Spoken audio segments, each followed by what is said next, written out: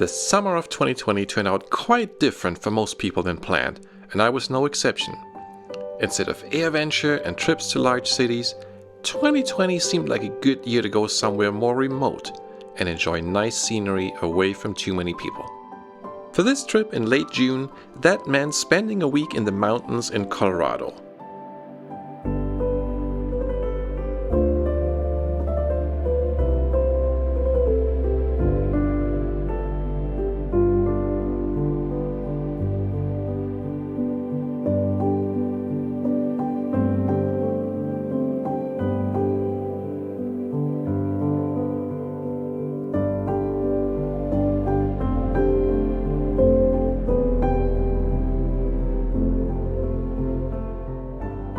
With me were our youngest daughter Elizabeth and her friend Mackenzie.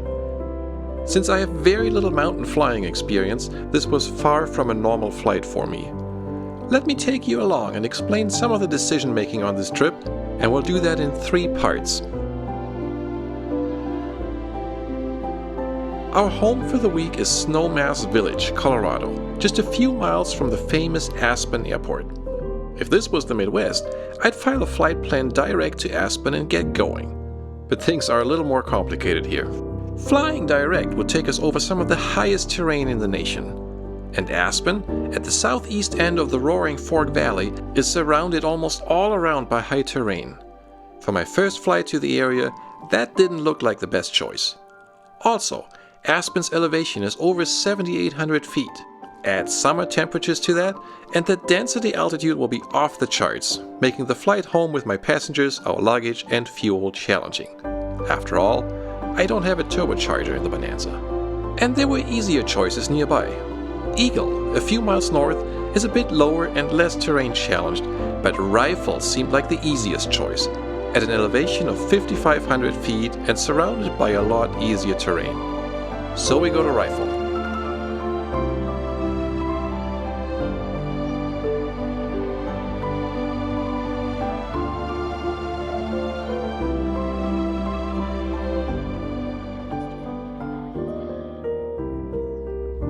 A couple of self-imposed rules for me for mountain flying at my low experience level are 1. Fly only in good VFR weather, and 2. Fly only in the morning. The earlier the better, since the thermals can get very strong in the afternoon. To make that work, we had flown from Iowa to Scottsbluff, Nebraska the day before, so that we can complete the flight to Rifle in the morning. On this day, the winds did not help. They were moderately strong from the south, 34 knots and more at our planned cruise altitude of 10,500 feet. It wasn't just a strong headwind for the last portion of the flight, but wind blowing over mountains also creates turbulence. That day, there was a large air mid for moderate turbulence. Now, 34 knots of wind from the west across the mountains would likely be a showstopper for this flight. Since the Rockies are oriented north-south, a southerly wind, parallel with the mountains, isn't anywhere near as bad as a westerly wind. After consulting with friends who have a lot more mountain flying experience, I decided it's a go. Clear on approach. Clear on the runway. Scottsbluff traffic. Bonanza 0 Tango Bravo is departing runway 12. Will leave the area to the west. Scottsbluff.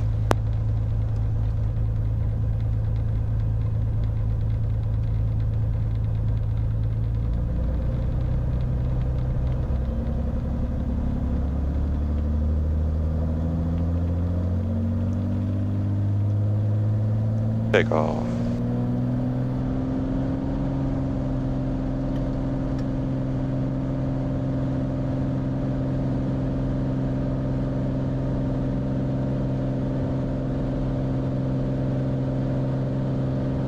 Airspeed alive. Temperature pressure good.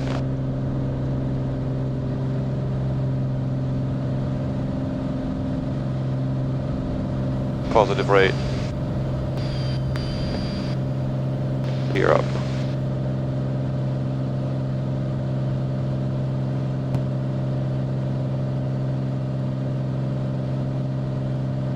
I filed a VFR flight plan, just so search and rescue would have a way to get engaged should something bad happen to us.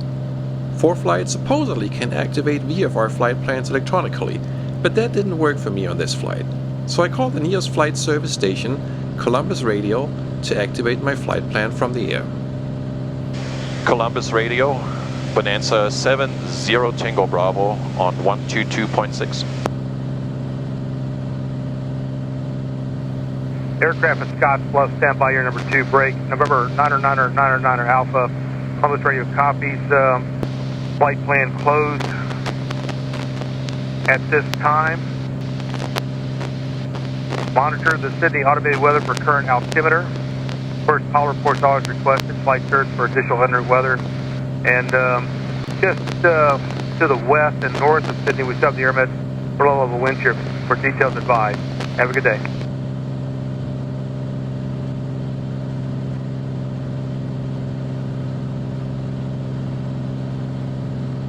Aircraft at Scottsbluff, this is Columbus Radio, and this frequency, shake in your call sign and go to your request. Yes, good morning, sir. This is November 70 Tango Bravo. Just off the ground in Scottsbluff. Would like to open my VFR flight plan to Kilo Romeo India Lima. We departed at 1405.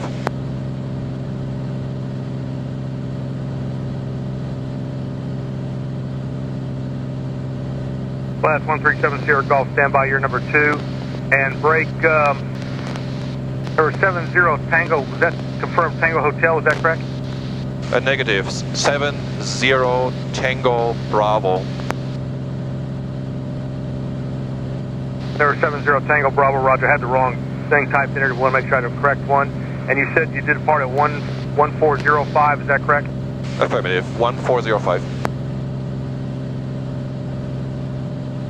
There were 70 Tango Bravo, roger. Flight plan has been activated. ETA 16350 into the Rifle Airport.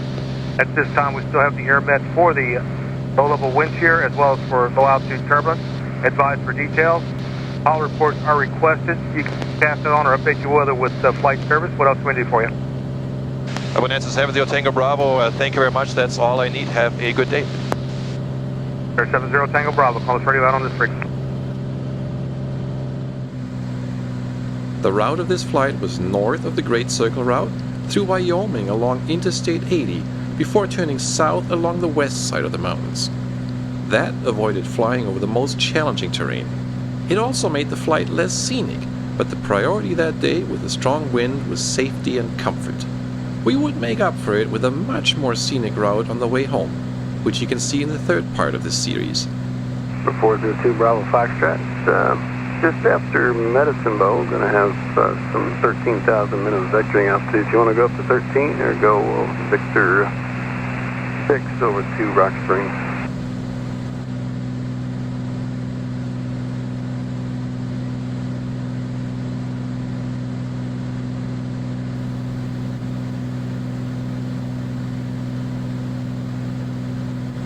Denver 402 Bravo Foxtrot with you at 2.1127. 402 Bravo Foxtrot, and roger, thank you.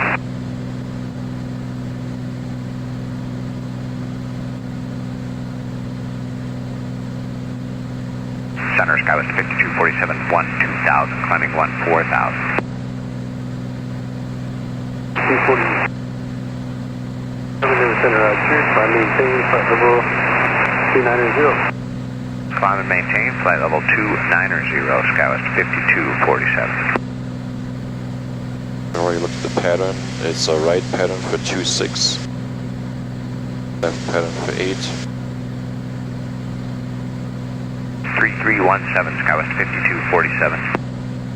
Ooh, that's windy. Denver, Pilatus 826, Papa Alpha, level 250. For 826 Papa Alpha, Denver Center, roger, and Committee ride. I think you're requesting a ride, and I'm smooth at 250. Denver 2 Bravo Foxtrot will cancel, go VFR from here. 602 Bravo Foxtrot, roger. Rollins is 12 o'clock and 18 miles of traffic service Union Airport. Clear service terminates, squawk VFR. Good day. Have a good day, 2 Bravo Foxtrot. Thanks for the help.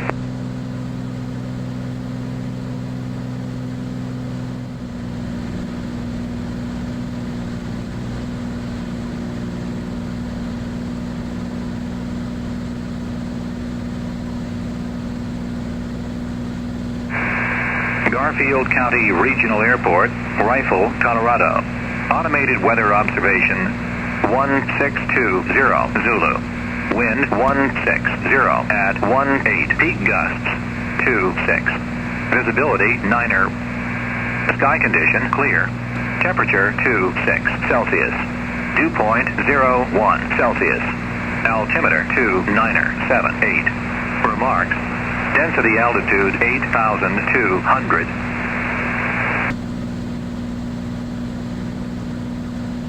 The whole time, there were large valleys with landable terrain in gliding distance. We did get some light turbulence during the flight, but nothing too bad. For the final stretch, from Meeker to Rifle, we followed State Highway 13 to the south through a long valley, and where that valley widens, we arrived at Rifle.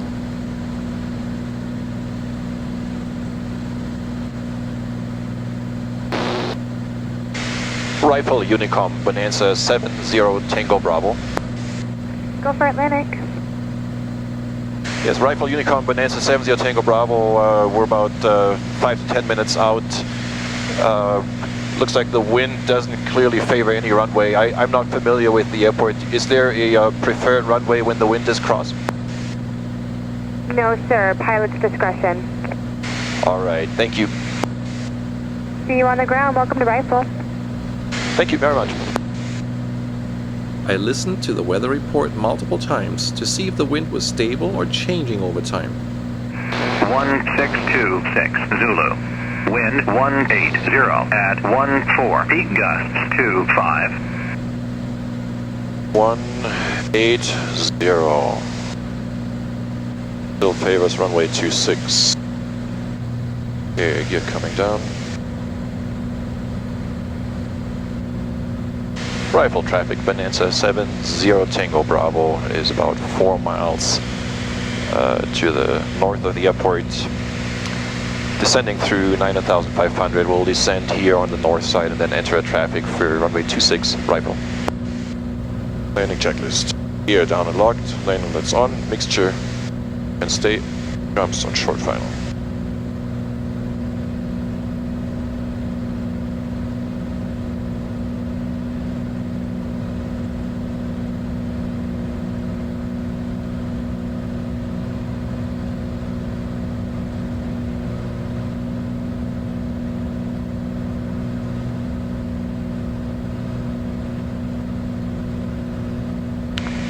Rifle traffic, Bonanza 0 Tango Bravo is entering a right downwind for 26, full stop, Rifle.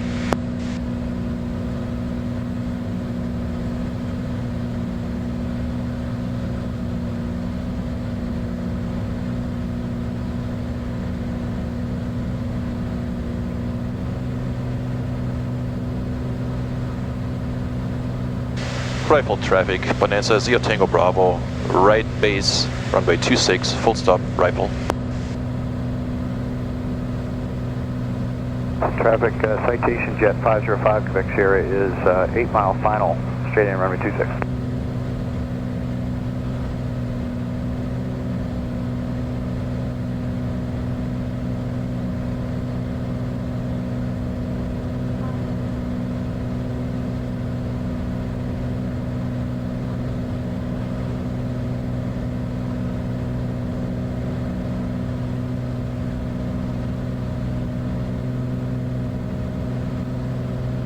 Rifle traffic, Bonanza 0 Tango Bravo, short final, 26, full stop, Rifle.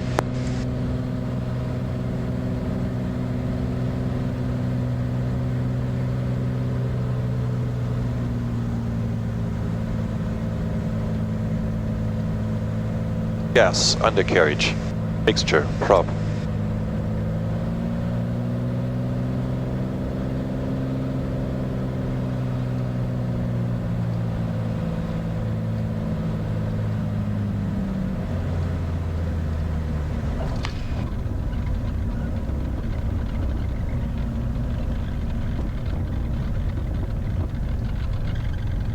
Rifle traffic, Challenger 604 Mike, taking 26 straight out departure to the west to the Rifle. My landing was alright, despite the gusty crosswind. Citation 505, Quebec Sierra is 4 mile final, 26. so we're on the roll. No worries. Rifle traffic, Hawk 887 Papa Charlie. We're coming out on Bravo 2 to join Alpha at 26. Rifle. After taxiing to the ramp and shutting down, I called flight service to cancel the flight plan. Then we unloaded and got our rental car, which was a nice surprise. Instead of the Chevy Malibu which I had reserved, we got a fantastic 7 Series BMW. Thank you, Hertz. For the next week, we relaxed, we hiked, and we explored the area.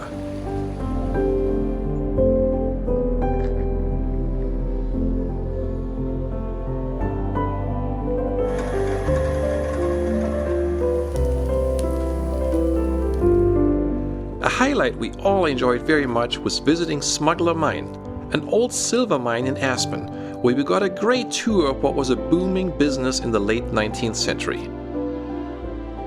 Yeah, and once in a while with a black light you might see a little orange piece of wire-like stuff or a green one. I'm not sure what it is. One of these days I'll have a geologist with me. Jay Parker, our tour guide in the mine, had warned us that the only real mining still happening in Aspen today was for people's pocketbooks, and when we visited the town later, the prices for pretty much everything we saw proved Mr. Parker right. Another thing we did was a rafting trip on the Roaring Fork River. The girls talked me into this, and while it was fun, I must admit I feel a lot more comfortable in an airplane in a spin than I did on that raft going down the rapids. And I did fly to Aspen during this trip, and I'll show you how this went in the next part. I will close with part 3, where I'll show you the most beautiful views we saw on the trip.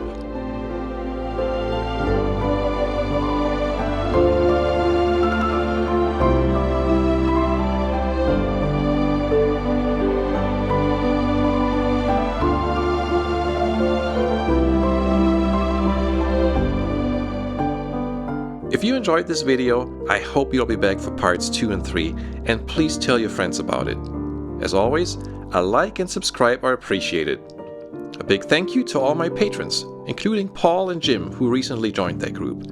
You guys are a tremendous help in making these videos possible. Until next time, fly safe and see you soon.